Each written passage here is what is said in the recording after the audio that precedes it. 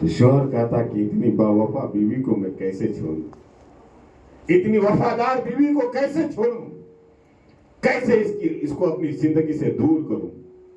कहा कि नहीं, चलो नबी की बारगाह में इस मसले का हल पूछेंगे। चलो मुस्तफा जाने रहमत की बारगाह में, चलो आमना के लाल की बारगाह में।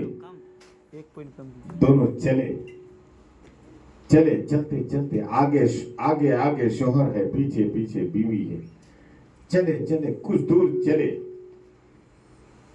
अब करीब था कि नबी के दरबार तक पहुंच जाते, अचानक उसके शौहर के पैर में ठोकर लगी। गिरते हैं, जो ही गिरना था, पैर में चोट लगी, पैर जख्म हुआ, पैर से खून निकलना शुरू हो गया।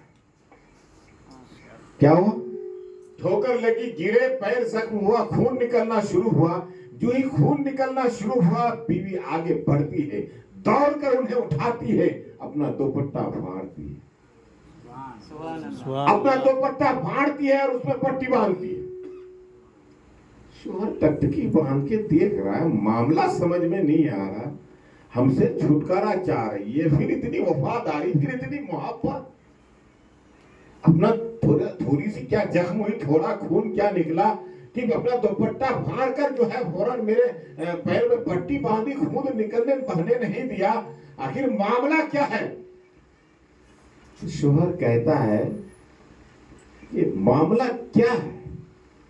छुटकारा चाहती हो, फिर थोड़ी सी मुझे तकलीफ क्या हुई कि तुम्हारा दिल हिल गया? अपना दुपट्टा फाड़ कर मेरी जो है पट्टी बांध रही, मरहम पट्टी कर रही हो, मामला क्या है?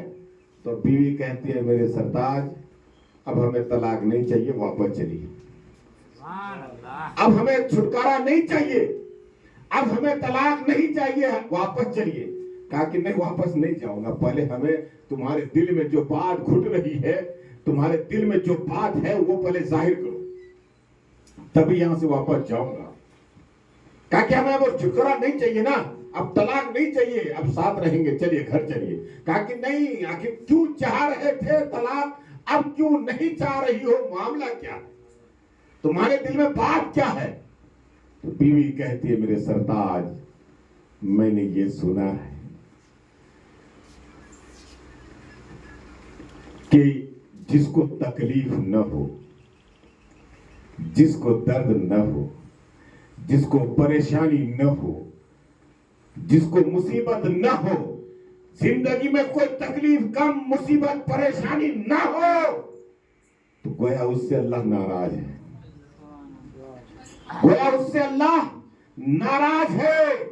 मैं अपनी जिंदगी, जब से मेरी शादी हुई है, मैंने ये देखा है कि कभी आपको गम में नहीं देखा, कभी आपको परेशानी में नहीं देखा, कभी आपको मुसीबत में नहीं देखा, कभी कोई बीमारी नहीं आई, कभी कोई मर्ज में लाहिकाब नहीं हुए। तो मेरे दिल में यह खदशा पैदा हुआ, कहीं ऐसा तो नहीं कि इससे आपसे जो है खुदा नाराज है, और जिससे खुदा नाराज हो उसका ठिकाना जहन्नम होता है, और अगर आपसे खुदा नाराज है तो आपका ठिकाना जहन्नम होगा, और जब आपका ठिकाना जहन्नम होगा तो आपकी बीवी में हो, कहीं आपके साथ मुझे भी न जाना पड़े, कहीं आपके साथ मुझे भी न जाना पड़े। इसीलिए मैं छुटकारा चाह रही थी, लेकिन आप जब देखा मैंने कि आपको ठोकर लगी, आप गिरे, आपके पैर में चोट लगी, आपको तकलीफ महसूस हुई, आपके पैर से खून निकला, आपका पैर जख्म हुआ, इसीलिए मैं अब समझ गई कि अल्लाह आपसे नाराज नहीं है, खुश है। सुभान अल्लाह। तो ये बात मेरे जहन में अचानक आ गई कि बीमारी की बात बोले, अचानक बात आ गई। तो मेरे बुजुर्ग, अगर बीमारी आए ना, ये मत समझना, ये भी एक नियमत है, समझिए कि बीमारी आए और उसमें सब्र करें। हजरत अय्यूब अलैहिस्सलाम का वाकया सुने होंगे, बीमारी आए उसमें सब्र करे, शिकवा नहीं, अल्लाह की बारगाह में शिकवा नहीं, शफा की दुआ मांगिए, सब्र करे, तो अल्लाह तबारक व तआला बीमारियां जो होती है ना, गुनाह झड़ता है, सब्र करना होगा, जबान पर शिकवा नहीं, गिला नहीं। तो मेरे बुजुर्गों, दोस्तों, कोई ये कहता कि बड़ा पापी हुए कि दहेगी बीमारी के मन बीमारी ऐसे नहीं, मेरे दोस्तों, बुजुर्गों, ऐसी बातें नहीं कहना चाहिए। पता नहीं अल्लाह तबारक व तआला उन्हें ये बीमारी दिया है, तो पता नहीं उसमें क्या राज छुपा है, क्या राज छुपा है। ये ऐसी ऐसी बातें जहन में नहीं रखनी चाहिए। तो अजीज़ान मिल्लत इस्लामिया, अल्लाह किसी को अगर अपाहिज करता है तो वो भी हिकमत है, किसी को हाथ से मासूर रखता है तो वो भी एक हिकमत है, किसी को आंख से मासूर रखता है वो भी एक हिकमत है। एक हजरत मूसा अलैहिस्सलाम के ज़माने की बात है, बस थोड़ी देर मैं बयान कर दूँ, उसके बाद मेहमान कारी साहब की तकरीर आप 10 मिनट सुन लेंगे, 10 मिनट मेरी, उसके बाद वो तो खत्म। क्या कारी गुलफराज साहब की तबीयत ख़राब है, इसीलिए उन्होंने अपना वक्त हमें दे दिया, और कारी साहब का तो वक्त था ही, इन्हें तो बयान करना ही है। मैं गुलफराज साहब का उनके वक्त में मैं बोल रहा हूँ। बहरहाल बड़ी तेजी के साथ ये क्या बात आ रही थी, अपाहिज मासूर, हजरत मूसा अलैहिस्सलाम के ज़माने की बात है। तकरीर में ना लोग की तकरीर होती है तो कोई रटी रटाई तो होती नहीं है। आते वक्त चाहे रास्ते में सोच लेते हैं या बैठे बैठे सोच लेते हैं, बैठे बैठे सोच लेते हैं, या कुर्सी में जब बैठते हैं ना, बोलते बोलते बातें खुल जाती है, बातें आ जाती है जी। ये अल्लाह का करम है। और रटी हुई होती तो जेटा रटाल से तो बैठे उसे बोलना जाकर बिचर भूले आ शुरू हो जाता है।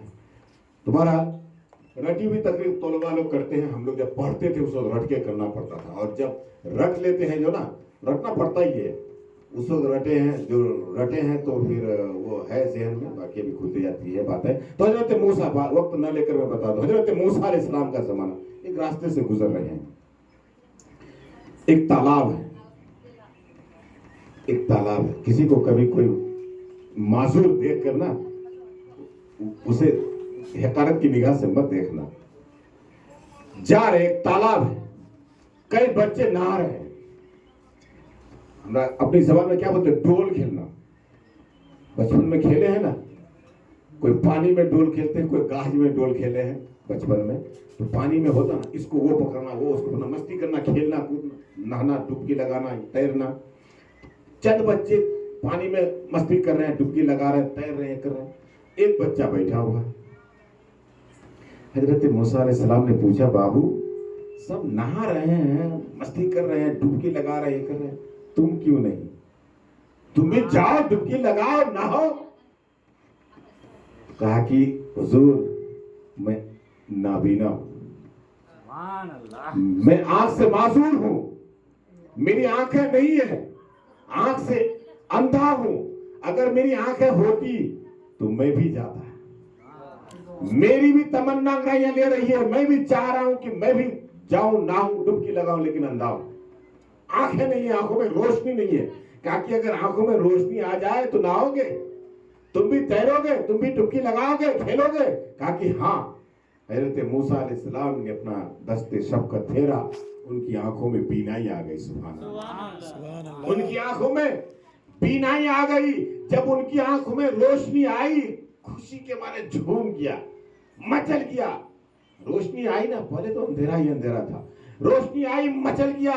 हजरत मूसा अलैहिस्सलाम ने फरमाया कि जा, अब खुशी मना, जा, तू भी तैर, तू भी डुबकी लगा, तू भी खेल। गया, खेलना शुरू किया, एक के ऊपर चढ़ा, ऐसा चढ़ाना कि डुबा के मार दिया, डुबा के मार दिया। अब दूसरे के ऊपर फिर चढ़ने जा रहा था कि हजरत मूसा अलैहिस्सलाम पकड़े, हाथ खींच के बाहर निकाले। कहा कि अरे इसे भी मार देगा, इसे भी मार देगा। हजरत मूसा अलैहिस्सलाम रब की बारगाह में अर्ज किया, मौला ये क्या हो गया? रब ने इरशाद फरमाया, मूसा मैंने इसे अंधा बनाया, ये मेरी हिकमत थी, इसीलिए मैंने इसे आंख से मासूर रखा कि ये बहुत शरीर और बहुत ही बदमाश, और जो है बहुत ही जो है बदमाश, और ये है तुमने थोड़ी देर के लिए इनकी आंखों में रोशनी दी, एक बच्चे की जान ले ली, इसीलिए मैंने इसे आंख से मासूर रखा है। फिर रब की बारगाह में दुआ किया, मौला इसे जैसा था वैसा कर दे, जैसा था वैसा कर दे। तो मेरे बुजुर्गों, दोस्तों, अल्लाह रब्बुल इज्जत जिसको जो अता करता है रब की हिकमत होती है। गुर्बत भी देता है, रब की हिकमत होती है कि कहीं ये मालदार बन के जो ना दुनिया को तबाह न कर दे। और किसी को दौलत देता है ना, और एक इम्तिहान भी होता है। बहुत सारी बातें हैं, बहुत सारी बातें हैं। इसलिए मेरे बुजुर्गों और दोस्तों, ये सारी बातें हिकमत पर है। अल्लाह को जो मर्जी जिसे जो चाहे अता कर दे, और उससे रब की बारगाह में कोई गिला नहीं, कोई शिकवा नहीं, और गुनाहों से तौबा करते रहे, ताकि जो है अल्लाह रब्बुल इज्जत जो है गुनाहों को माफ फरमा दे, और जो है आखिरत में ठिकाना बेहतर से बेहतर हो जाए। हजरत मूसा अलैहिस्सलाम का जमाना है। आखिरी बात पेश कर दो, जो है खुश्क साली आ गई, बारिश नहीं हो रही थी, सब परेशान परेशान थे।